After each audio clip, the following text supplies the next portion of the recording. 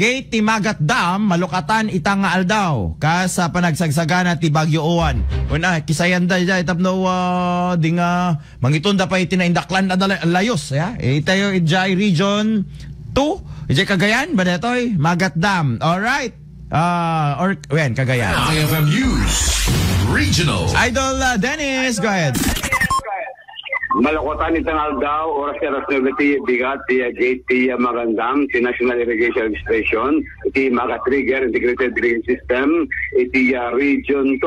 Dati topic sa makapagsagana, iti posible nga panagatapak, tidakkel nga todo, iti Super Typhoon O1, umabot iti 175 cubic meters per second, iti agbaling nga volume ti danom, para pelang kati posibilidad nga may bigat iti duprak, iti Super Typhoon, iti sumasarnong aldaw.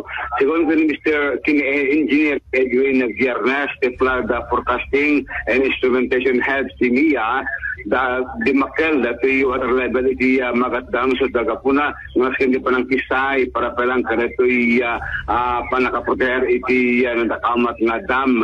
Minimal lang iti baling epekto na iti panakaparokati danom iti Cagayan River nga masabol iti panganad iti posible nga panapekto iti ilulayang area sinakamat nga probinsya. Idol Dennis Alitio, Tatak, RMN.